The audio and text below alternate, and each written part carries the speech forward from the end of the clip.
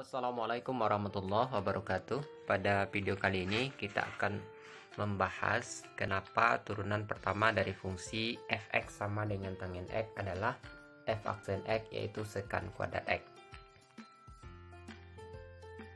Nah, untuk lebih jelas kita lihat video berikut ini.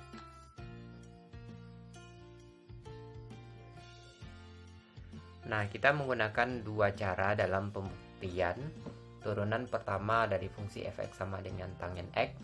Yang pertama kita menggunakan definisi 1, di mana turunan pertama dari fungsi f yaitu f aksen x, yaitu limit h menuju 0 dari f(x) plus h dikurang f(x) per h.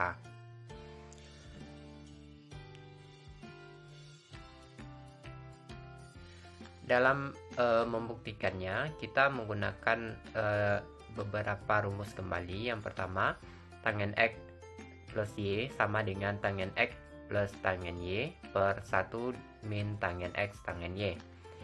Kemudian limit x menuju 0 dari tangen x per x nilainya sama dengan 1.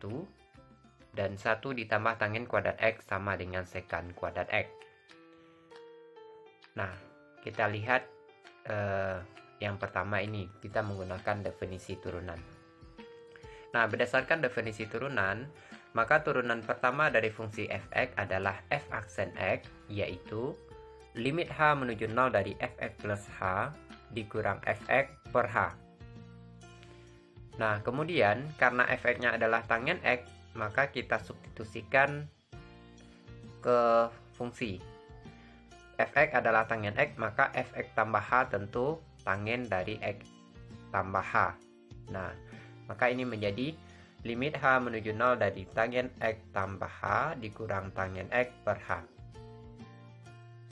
Nah, langkah berikutnya, karena tangen x plus y itu sama dengan tangen x plus tangen y per 1 dikurang tangen x tangen y, maka tangen x plus h tentu adalah tangen x plus tangen h per 1 dikurang tangen x tangen h.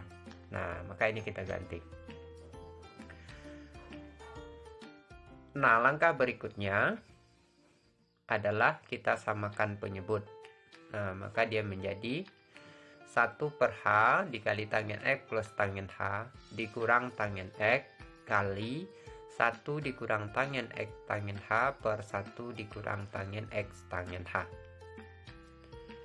Nah, kemudian kita sederhanakan, maka limit h menuju 0 dari 1 per h dikali tangen x plus tangen h min tangen x plus tangen kuadrat x tangen h per 1 dikurang tangen x tangen h. Lalu, dengan sifat distributif, maka kita peroleh limit h menuju 0 dari tangen h kali 1 ditambah tangen kuadrat h per h kali 1 dikurang tangen x tangen h. Nah, dengan sifat limit, maka sama dengan limit h menuju 0 dari tangen h per h kali limit h menuju 0 dari 1 ditambah tangen kuadrat x kali limit h menuju 0 dari 1 per 1 dikurang tangen x tangen h. Nah, dengan sifat limit yang sudah kita pahami sebelumnya, maka limit h menuju 0 dari tangen h per h itu nilainya 1. Kemudian limit h menuju 0 dari 1 ditambah tangen kuadrat x berarti menjadi 1 ditambah tangen kuadrat x. Kemudian limit h menuju 0 dari 1 per 1 dikurang tangen x tangen h nilainya adalah 1. Nah, sehingga ini menjadi 1 ditambah tangen kuadrat x.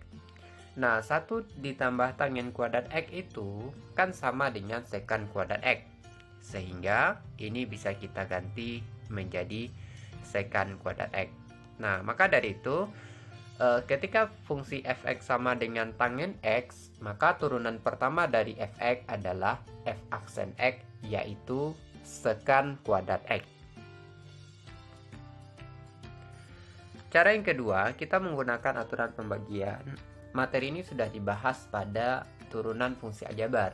Nah, bedanya sekarang fungsi kita adalah fungsi trigonometrik. Nah, jika f(x) berbentuk u per v, ya, Maka f aksen X atau turunan pertamanya adalah U aksen V dikurang U V aksen per V kuadrat.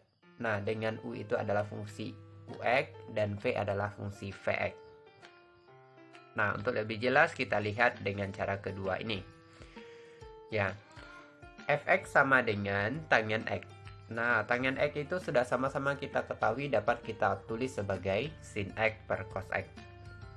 Nah, maka ini bentuknya adalah bentuk pecahan, kita misalkan U per V, sehingga U-nya adalah sin X, V-nya adalah cos X. Kalau U itu adalah sin X, maka U aksen turunan pertama dari sin X adalah cos X. V-nya adalah cos X, maka turunan pertamanya atau V aksen adalah min sin X. Nah, maka sesuai dengan aturan pembagian tadi, F aksen X itu adalah U aksen V dikurang UV aksen per V dikuadratkan. Nah, U aksen itu adalah cos X, V itu adalah cos X, U itu sin X, V aksen itu adalah min sin X. Maka jadinya cos X dikali cos X dikurang sin X dikali min sin X per cos X dikuadratkan atau cos kuadrat X. Nah, sehingga kita sederhanakan, cos X kali cos X itu berarti cos kuadrat X. Min sin X dikali min sin X adalah sin kuadrat X per cos kuadrat X. Nah, kita sudah sama-sama mengetahui identitas trigonometri. Cos kuadrat X ditambah sin kuadrat X pasti nilainya 1.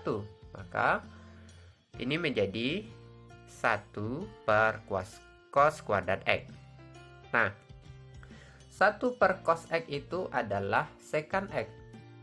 Nah, maka 1 per cos kuadrat X itu artinya sama dengan secant X dikuadratkan atau secant kuadrat X. Nah, jadi dengan cara yang kedua ini, kita juga bisa membuktikan ternyata kalau ada sebuah fungsi fx itu adalah tangen X, maka turunan pertama fungsi fx yaitu f aksen X sama dengan secant kuadrat X. Bagaimana sahabat? Mudah bukan? Demikian video kali ini, semoga bermanfaat. Mohon maaf atas segala kekurangan. Assalamualaikum warahmatullahi wabarakatuh.